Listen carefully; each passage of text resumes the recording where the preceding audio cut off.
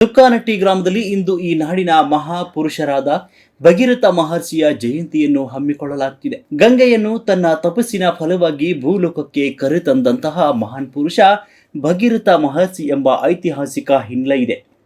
ಅಂದಿನ ಸಮಾಜಕ್ಕೆ ಸಾಕಷ್ಟು ಕೊಡುಗೆಯನ್ನು ಅವರು ನೀಡಿದ್ದು, ಭಗೀರಥರ ನಿಷ್ಠೆ, ದೃಢ ವಿಶ್ವಾಸ, ಛಲ ಹಾಗೂ ಸತತ ಪ್ರಯತ್ನದ ಗುಣವನ್ನು ನಮ್ಮ ಜೀವನದಲ್ಲಿ ಅಳವಡಿಸಿಕೊಳ್ಬೇಕು. ಎಲ್ಲರ ಜೀವನದಲ್ಲಿ ಪ್ರಯತ್ನ ಎಂಬುದು ನಿರಂತರವಾಗಿರಬೇಕು ಅಂತ ಸಿದ್ದಪ್ಪ ಅಮ್ಮನವರು ಹೇಳಿದರು.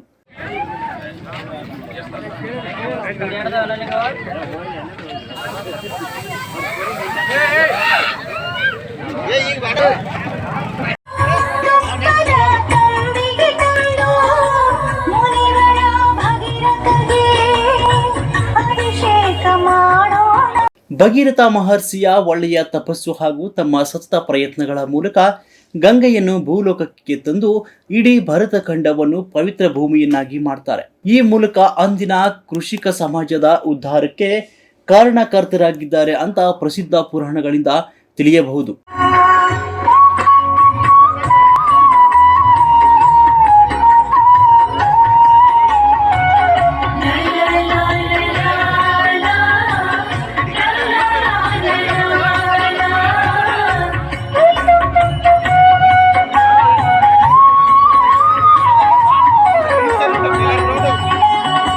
ಪ್ರಸ್ತುತ ಗಂಗಾ ನದಿಯು ಜಗತ್ತಿನ ಶ್ರೇಷ್ಠ ನದಿಯಾಗಿದೆ ಎಂದರು.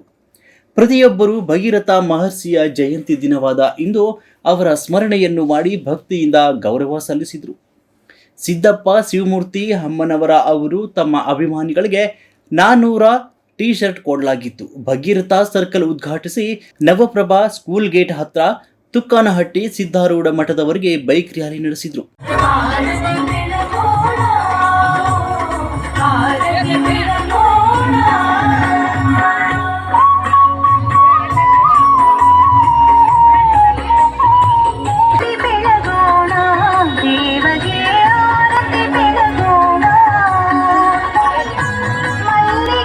ಕಾರ್ಯಕ್ರಮದಲ್ಲಿ ಮಾಜಿ ಗ್ರಾಮ ಪಂಚಾಯಿತಿ ಅಧ್ಯಕ್ಷರು TAPCMS ಡಾಕ್ಟರೇಟ್ ಗೋಕಾಕ್, ಸಿದ್ದಪ್ಪ, ಶಿವನಮೂರ್ತಿ ಅಮ್ಮನವರ, ಯಲ್ಲಪ್ಪ ಗದಾಡಿ, ಹನುಮಂತ ಮಲ್ಲಾಪುರ್, ಯಲ್ಲಪ್ಪ ಹುಲ್ಕುಂದ, ಸಂಜು ಉಪ್ಪಾರ್, ಸಿದ್ದಪ್ಪ ಹುಲ್ಕುಂದ, ತುಕ್ಕಾನಟ್ಟಿ ಗ್ರಾಮದ ಮುಖ್ಯಸ್ಥರು ಉಪಸ್ಥಿತರಿದ್ದರು.